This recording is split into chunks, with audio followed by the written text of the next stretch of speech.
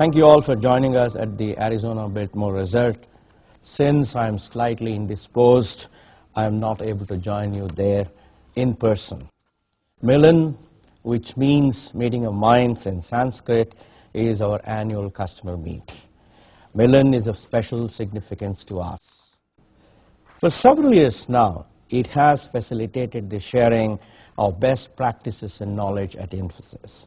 This forum helps us to renew old acquaintances and, of course, make new ones. Additionally, it has given us and the participants an opportunity to learn more about each other and understand each other better.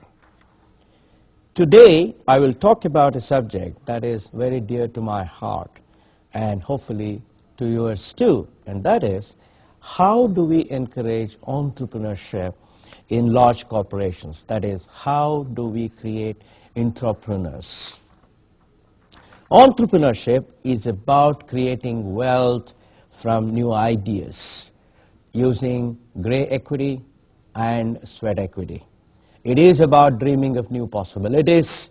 It is about new paradigms, and of course it is about new products and new markets.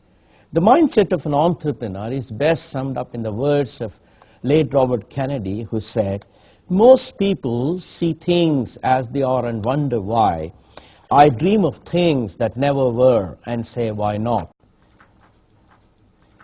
Entrepreneurship begins with a dream to make a difference to the world through a great idea. A great idea is generally one that can be expressed in a simple sentence, not a complex sentence, not a compound sentence. Its power comes from its ability to enthuse a great team, its ability to transform the marketplace and add value to the customer in a unique manner. This unique idea should be able to do at least one of the following: reduce cost, improve productivity, reduce cycle time, enhance customer base, or enhance customer comfort. Most ideas achieve one of these objectives, in some cases more than one, incrementally. Once in a while, there comes an idea that achieves one or more of these objectives in a significant way by creating what we call discontinuity in the marketplace. Cars, planes, computers, and of course the internet are all good examples of ideas that created discontinuity. Entrepreneurship is about teamwork. It requires a team that has passion and brings mutually exclusive but collectively exhaustive set of skills, expertise, and experience. All successful ventures started out with such teams. In our own case, for example, the team had people who had expertise in addition to software in finance, sales, marketing, technology, and human resources development. Passion is the main fuel for enhancing hope, confidence, energy, and enthusiasm of the team. Of course, the instrument for sustaining and enhancing passion of the team is the value system. Value system is a protocol for conduct observed by every member of the team. It is also like the rudder of a ship and helps the team overcome moments of despair, dilemma, and moral confusion.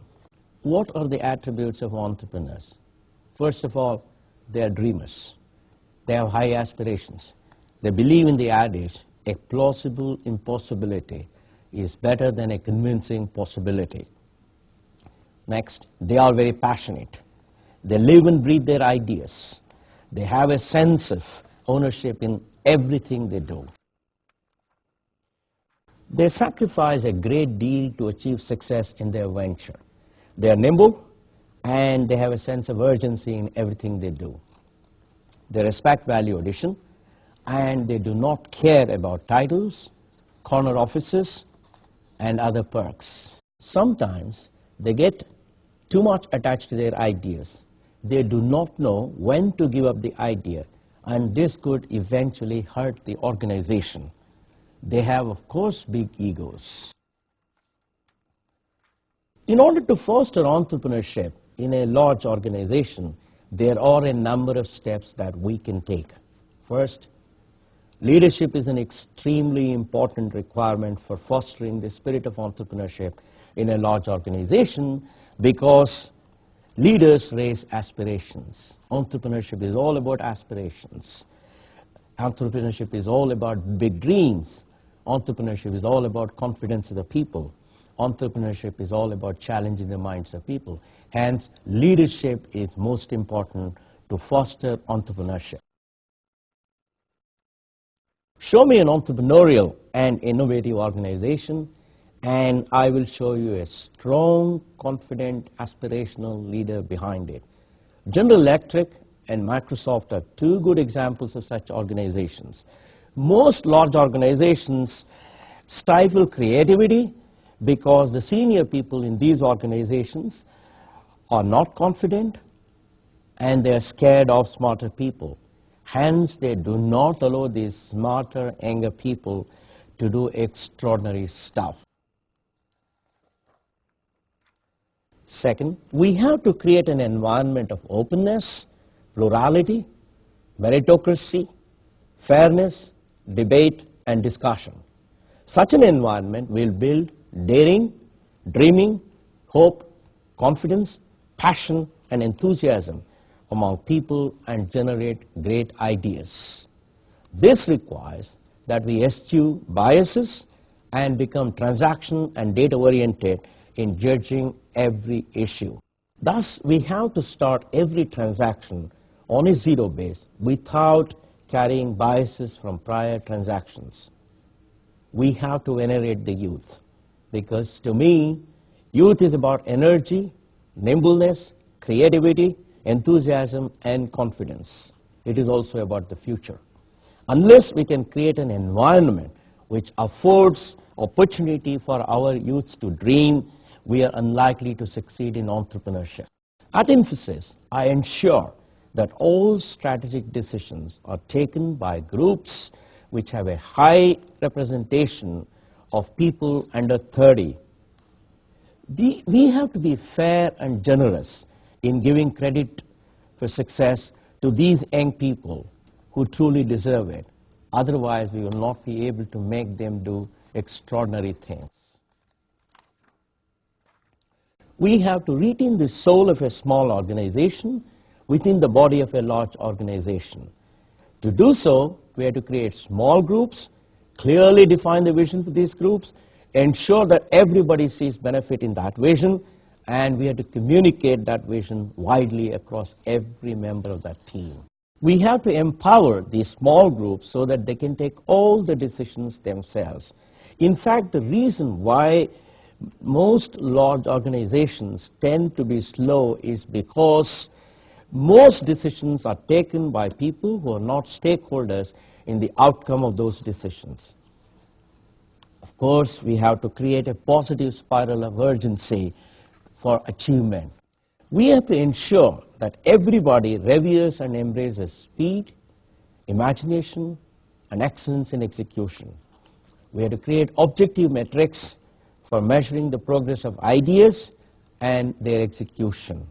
We have to create a variable compensation scheme to reward people based on their performance and progress. We have to establish a mentorship council consisting of senior members of the organization.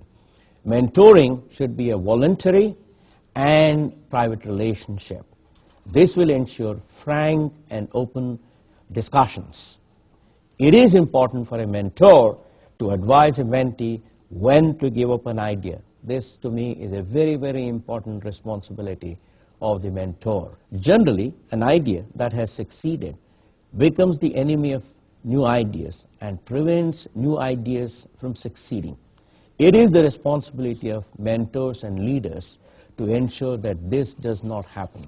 Friends, if we can create these attributes and attitudes in the body of a large company, I believe we can foster entrepreneurship in large organizations. And I have no doubt at all that that is the need of the day. Thank you very much.